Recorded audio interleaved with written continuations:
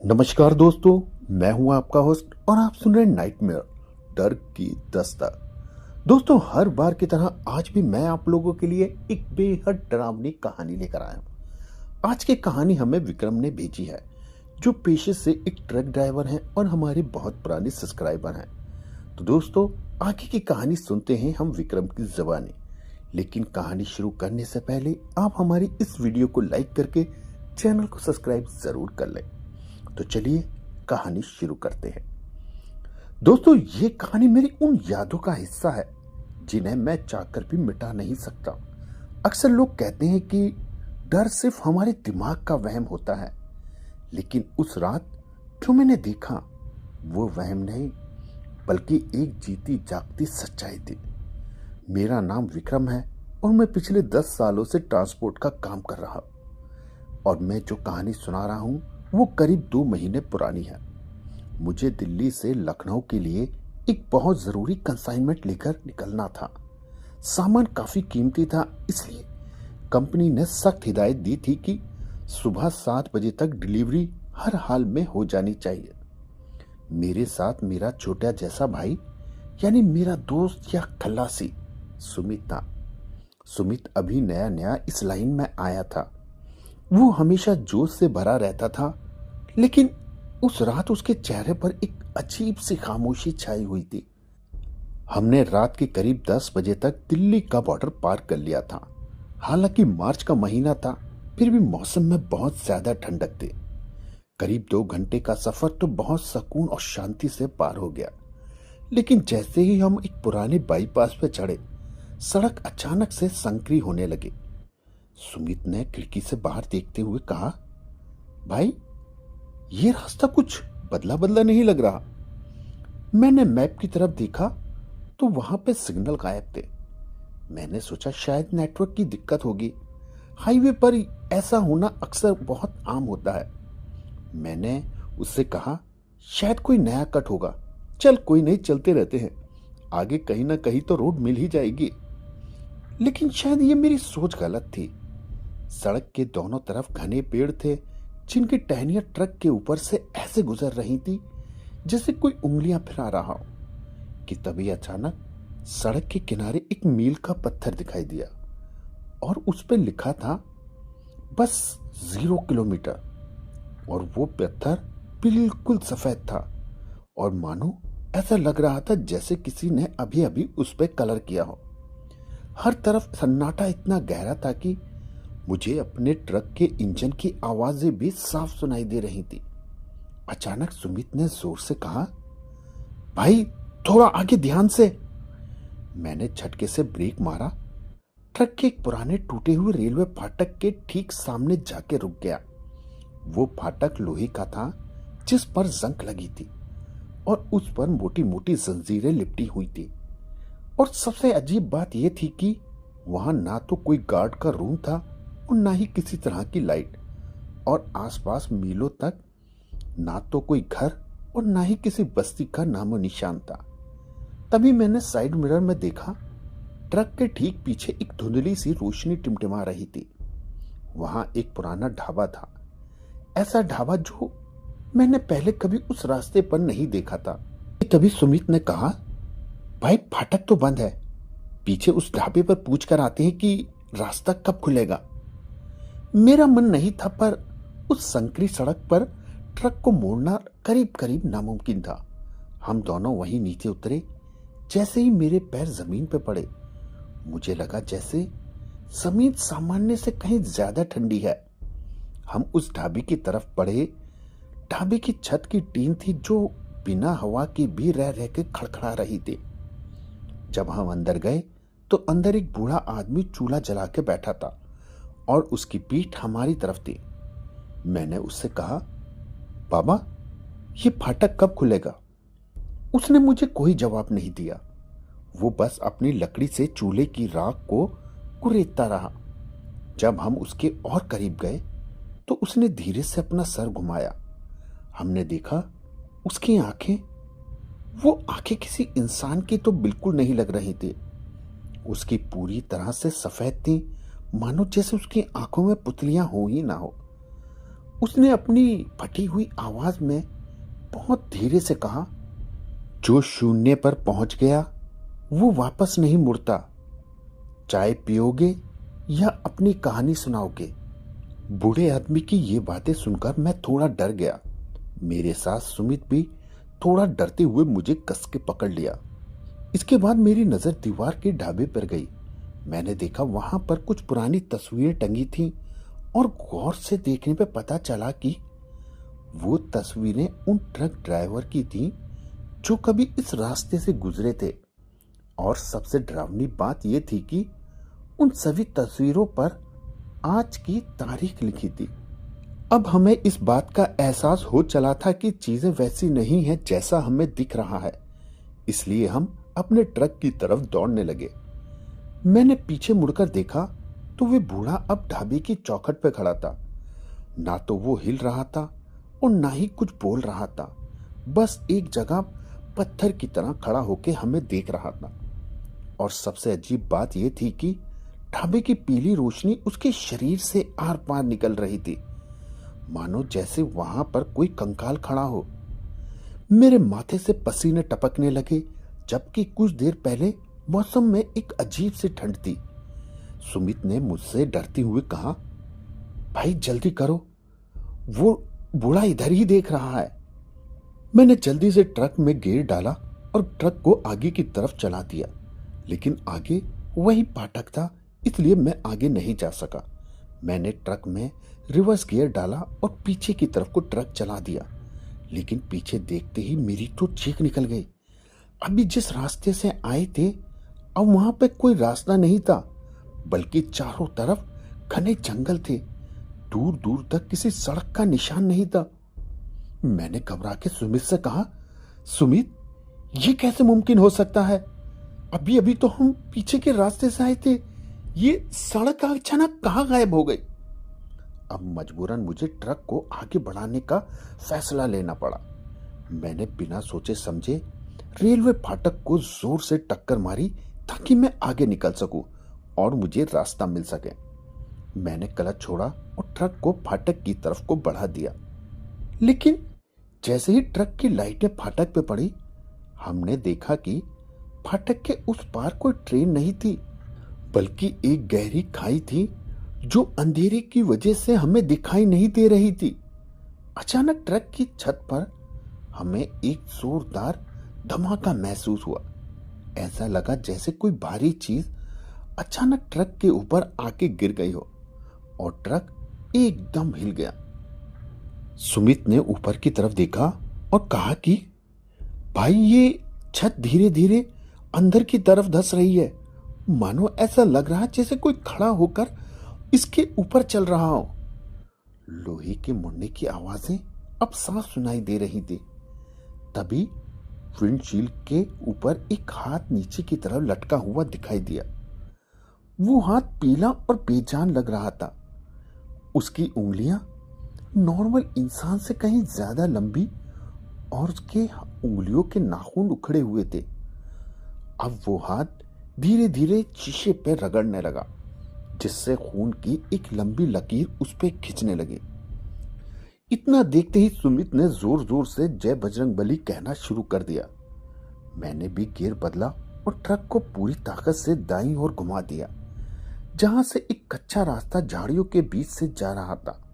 अभी कुछ दूर ही चले थे कि अचानक छत से आ रही आवाजें बंद हो गईं, लेकिन अब केबिन के पीछे वाले हिस्से से किसी के रोने की आवाज आने लगी। एक ऐसी आवाज जैसे कोई बच्चा अपनी मां को पुकार रहा हो। मैंने साइड मिरर में देखा, केबिन के ठीक पीछे जहां सामान लदा होता है वहां एक साया बैठा था।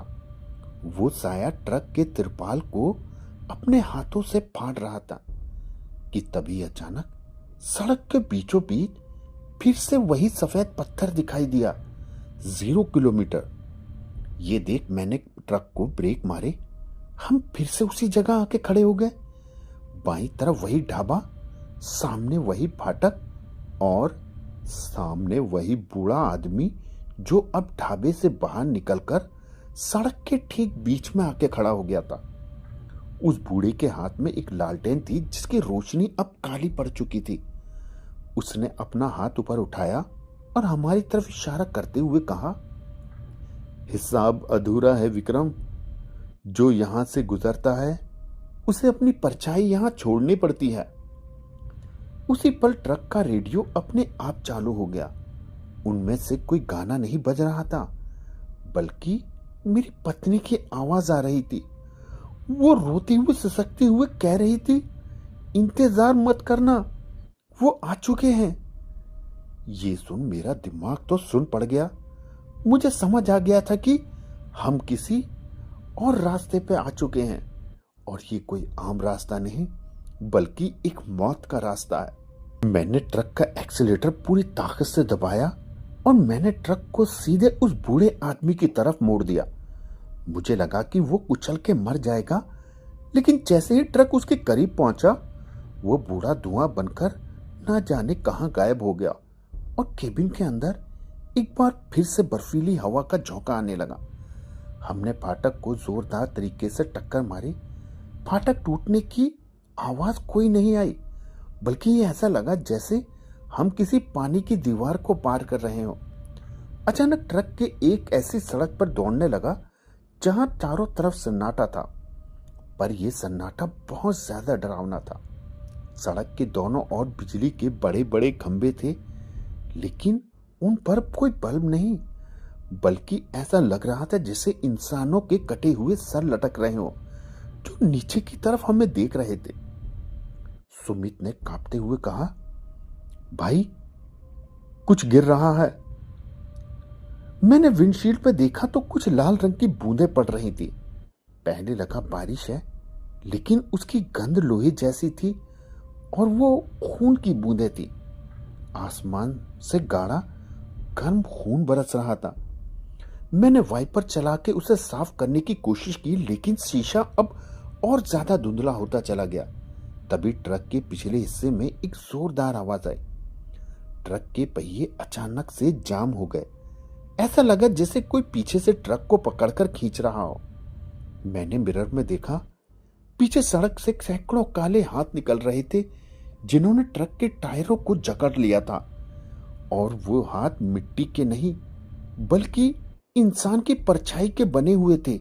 तभी केबिन के पीछे वाले छोटे शीशे पर किसी ने जोर से दस्तक दी।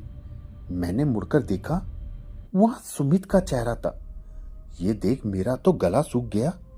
इसके बाद मैंने बगल में देखा, सुमित तो मेरे पास बैठा था, पर वो पीछे वाले शीशे पर तो सुमित था और उसका चेहरा काफी सड़ा हुआ और उसकी आंखों की जगह 2 गहरे गड्ढे थे। तभी पीछे से मुझे आवाज आई, भाई मुझे अंदर ले लो, भाई बहुत ठंड है।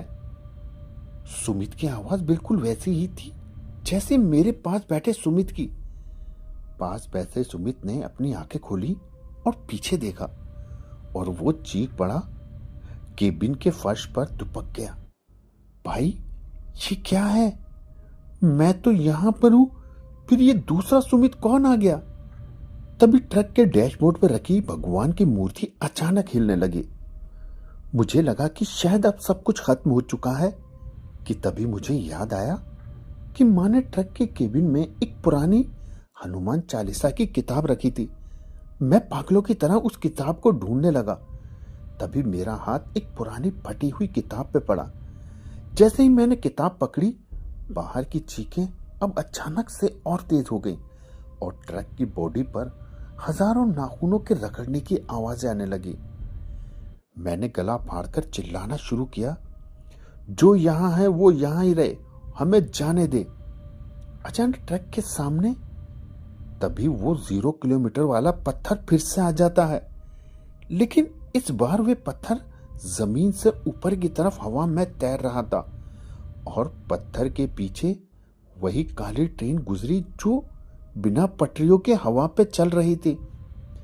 ट्रेन की खिड़कियों से वही लोग झांक रहे थे जिन लोगों के सर अभी खंभों से उल्टे लटके हुए थे। सुमित ने खिड़की की तरफ इशारा किया, विक्रम भाई वहां देखो। बाहर सड़क पर मेरी कार खड़ी थी। ये वही कार जिसे मैं 2 साल पहले बेच चुका था, और कार के अंदर कोई और नहीं बल्कि मैं तो खुद ही बैठा हुआ था, और मेरी बगल वाली सीट पर मेरा खल्लासी सुमित था। हम दोनों के गले कटे हुए थे और हम बाहर वाले ट्रक को देख के मुस्कुरा रहे थे। ये नजारा देखते ही मेरा जो बैलेंस था वो अचानक बिगड़ गया और सड़क से नीचे की तरफ उतरकर एक बड़े से पेड़ से जाकर टकरा गया। स्टीयरिंग सीधा मेरे सीने में लगा और हर तरफ अंधेरा छा गया। आखिरी चीज जो मैंने देखी वो था बूढ़ा आदमी जो अब ट्रक के बोनट पर बैठा था और मेरी तरफ हाथ बढ़ा रहा था।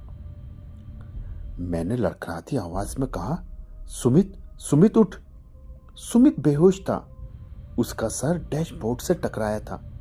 मैंने उसे हिलाया पर वो तो कोई हरकत ही नहीं कर रहा था। तभी मुझे महसूस हुआ कि ट्रक के बाहर सन्नाटा अब और भी ज्यादा भारी हो गया है, और मैंने सामने देखा कि बोनट पे बैठा हुए बूढ़ा आदमी अब कहीं गायब हो गया है।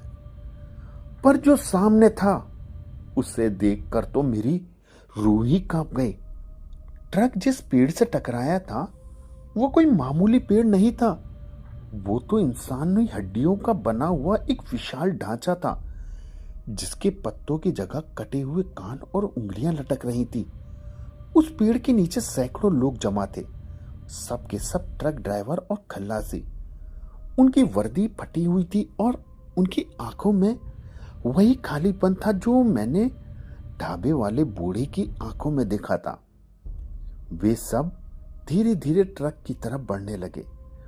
उनके चलने की आवाजें ऐसी थी जैसे हजारों सूखी लकड़ियां टूट रही हों।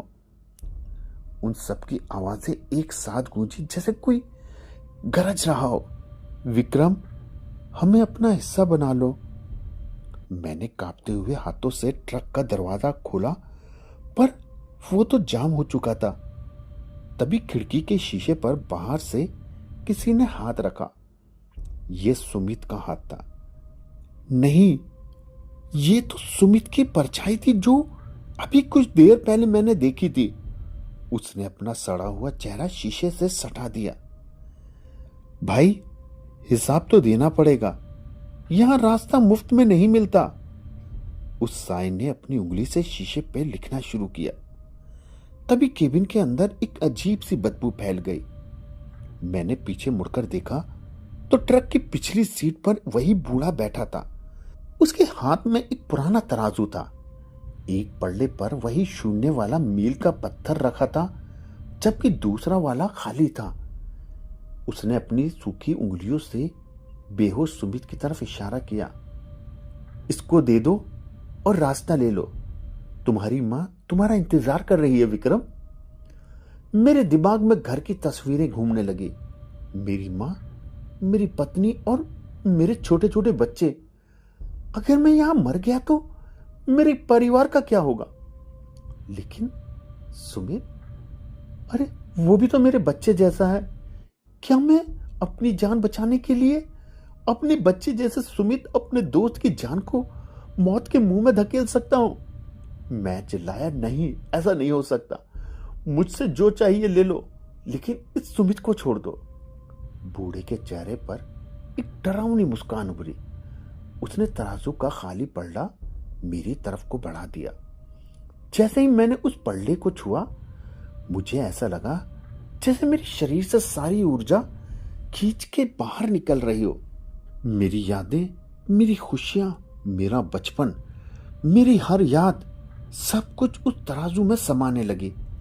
मेरा शरीर बूढ़ा और कमजोर होने लगा और देखते ही देखते मेरे पूरे शरीर पर झुर्रियां छा गई। बाहर खड़ी ड्राइवर की भीड़ ने एक साथ जोर से हंसना शुरू कर दिया। उनकी हंसी किसी बिजली के कड़कने जैसी थी। अचानक वे हड्डी वाला पेड़ जोर से फटने लगा और उनमें से वही काली ट्रेन निकली जो अभी सीधे ट्रक की तरफ से जा रही थी। तभी बूढ़े ने चिल्लाकर कहा, आ गया अंतिम स्टेशन विक्रम। इसके बाद मैंने हनुमान चालीसा वाली फटी हुई किताब सुमित की छाती पर रखी और उसे धक्का देकर ट्रक के टूटे हुए दरवाजे से बाहर फेंक दी। उसी पर ट्रेन ट्रक से टकराई और एक जोरदार धमाका हुआ और मुझे ऐसा लगा जैसा मेरा शरीर हजारों टुकड़ों में बिखर गया हो। मेरा शरीर जल रहा था और वो जलन की आग नहीं बल्कि अजीब तरीके से बर्फ जैसी ठंडक थी। मुझे लगा मैं किसी अंधेरे कुएं में गिर रहा हूं और जिसकी कोई गहराई नहीं है, और गिरते गिरते मुझे सिर्फ सुमत की चीख सुनाई दे रही थी। जब मेरी आंख खुली और मैंने देखा कि सूरज निकल चुका है तो मैंने अपने आप को सड़क के किनारे घास पर लेटा हुआ पाया।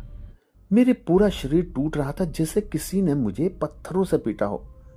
मैंने घबराकर सुमित को इधर उधर देखा।